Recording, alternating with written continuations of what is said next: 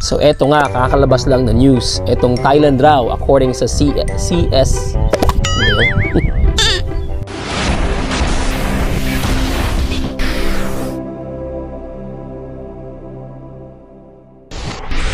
Hey, what's up? Sawasdee Krap, John here, and in today's video, I am extremely excited to share with you itong latest news about Thailand, about the reopening of the country para sa mga turista late this year. And syempre, dahil nga magandang balita ito, I'm sure na maraming mga Pilipino na nasa Pilipinas na na-stranded doon at hindi nakabalik dito ang gustong marinig ang balitang ito. And at the same time, yung ating mga kaibigan, mga kababayan na gustong pumunta para makapagtrabaho dito sa Thailand. Bago natin simulan ng magandang balita, kung hindi ka pa nakasubscribe, please consider subscribing. Click the subscribe button down below at yung notification bell para laging updated sa mga videos na i-upload natin in the future. Alright, fresh na balita from the Bangkok Post ngayong Thursday. Ang sabi nila sa kanilang report, ang CCSA umano o ang Center for COVID-19 Situation Administration ay nagbigay ng hint noong Wednesday kahapon ng posibilidad na mag-reopen na ang Thailand late this year or in October, to be more specific. Ito ay mangyayari lamang if ang lahat ng sektor dito sa Thailand ay makikipagtulungan sa gobyerno para sa containment efforts ng government na malesen pa. Itong mga nakarang araw, medyo less yung number of cases na mga na-record. So hopefully magtuloy-tuloy, and if this continue, malaki ang posibilidad na mangyari ang pag-reopen ng Thailand ngayong October. And I'm sure maraming mga kapwa nating Pilipino ang matutuwa sa magandang balita na ito if mangyari na nga. According kay CCSA Assistant Spokeswoman Apisamay Sirirangson, active cooperation by the private sector and a similar good response by members of the public to the government's COVID-19 containment efforts were two other major criteria to take into consideration before approving the full reopening of the country. So base sa mga nakikita ko dito sa Thailand at experience ko na rin syempre, ang members of the public talaga dito sumusunod sa batas ng Thailand. Again, in terms of public, readiness, I think ready na ang Thai populace, ang bansang Thailand to welcome tourists. By the way, ito ay proposal pa lang naman. Yes, proposal pa. Pero it will be proposed nga sa CCSA's meeting on March 19. And if this will be approved, syempre maraming mga kapwa natin Pilipino ang matutuwa, gawa nga ng pwede na silang pumunta ng Thailand nang una-una mawawala kasi yung mga restrictions, yung COVID-19 restrictions, like una-una yung quarantine, which is 14 days at nagkakalaga ito ng 35,000 up. Mawawala na ito kasi nga ang daming mga nasa tourism sector ang nagsha-shout na tanggalin na itong quarantine, and I think naririnig ng gobyerno ang kanilang mga boses. Kaya nga nagpo-push sila na i-open na yung bansa kasi itong tourism sector is talagang hard hit.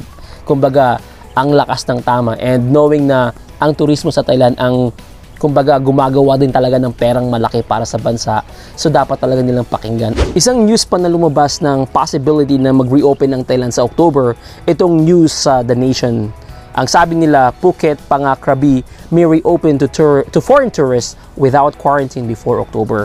According to The Nation, the Tourism and Sports Ministry is discussing reopening the three Andaman provinces, Phuket, Phang Nga, Krabi. Itong tatlong probinsya na ito ay mga touristy areas ito.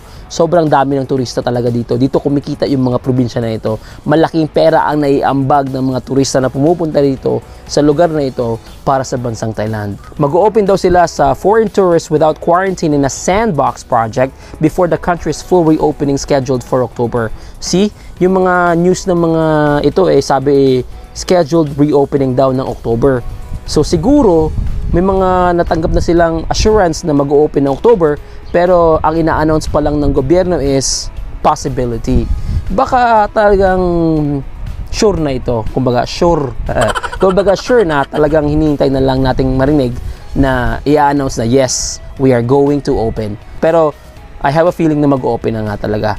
Itong sandbox project, I don't know what that means, pero itong pangalan ng project nila, kinagkausap na raw itong team ng ministry at ng governors and tourism businesses in the three southern provinces na i-open na nga ang kanilang mga probinsya. Ang sabi dito, Thailand and other countries are negotiating the possibility of a city-to-city or island-to-island travel bubble so that vaccinated tourists visiting the kingdom can visit designated Thai cities or islands without the need for quarantine. So kung mapupush nila itong sandbox project na ito, may mga usapan na raw sila ng city to city or island to island with other countries na magbibigay sa kanila ng walang quarantine. Syempre, bago dumating yung October. Sa October, ililift na daw. So, before October, baka pa pwede na makapasok ng mas marami. Pero, syempre, wala rin quarantine. Pero, doon lang muna sa 3 probinsya na yon. Yun ang aking understanding. But then again, it's a good sign because naririnig na yung sigaw nga ng tourism sector na i-open ang bansang Thailand at i-welcome na mga tourists. Sabi pa dito, this process will be submitted to the Center for COVID-19 Situation Administration to consider on March 19. Sa March 19 nga sila magmi-meeting. Dito rin ipopropose yung pag-reopen ng Thailand sa October. And yeah, ito nga, ipopropose na rin nila yung reopening ng 3 probinsya na mauuna muna sa Thailand bago ang buong bansa sa pag-reopen. Gets nyo? Parang basta yun. So if approved, syempre, ang sandbox model na to, it will go ahead in the 3 southern provinces first because, wow, itong 3 probinsya na to ay nag-generate ng 600 billion baht, accounting for around 1/5 or 3 trillion of total countrywide tourism revenue in 2019, with Phuket alone earning 470 billion and Krabi 100 billion baht. Diba? We're talking about billion baht here, guys. Ang laking pera ng tourism talaga nila. At itong Phuket, Krabi nga at Panga ay mga sikat na mga southern areas na para sa mga turista dahil sa mga magagandang mga beaches, mga talagang breathtaking views. Ganoon. Pero sinabi rin dito na sandbox models can be started under the condition that 70% of the people in each area have been vaccinated. So ganoon, dapat vaccinated rin. And ito ang Thailand, may vaccine na, di ba? So a little bit information about the first COVID-19 vaccine dito sa Thailand. Dumating ang 200,000 doses of COVID-19 vaccine sa Thailand coming from China at na-receive nga ito ni Prime Minister Prayut Chan-o-cha and high-level officials sa Suvarnabhumi Airport noong February 24. Galing tong Beijing at nag-land at 10:05 a.m. Ito ay ang Sinovac vaccine. Pero itong AstraZeneca naman, dumating din later on the same date ng pagdating ng Sinovac vaccine. Nakikita ko talaga na mag-reopen ang Thailand. Nakikita ko na pagbibigyan nila ang sigaw ng mga nasa tourism sector. Kasi nakikita ko rin yung ginagawa ng gobyerno ngayon. Nagiging open na sila, nagiging relax na ng konti. Ito ang Songkran Festival, itong basaan ng tubig, diba? Yung Thai New Year, ito makikita mo na talagang sinabi na itutuloy ito. May konting restrictions na mangyayari syempre dahil nga may COVID pa naman, hindi naman sinasabing wala ng COVID. Pero mag-celebrate, magkakaroon ng celebration compared last year na talagang zero celebration ang nangyari.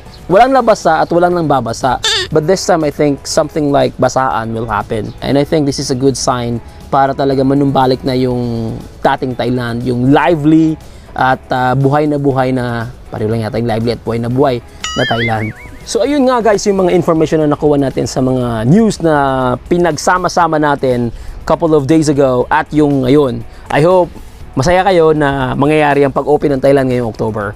And I hope din na naging informative itong video na to. At kung may nakuha kayong information, kung nagustuhan ninyo, please i-like niyo naman, malaking bagay na yan. Mag-comment din kayo para mabasa ko.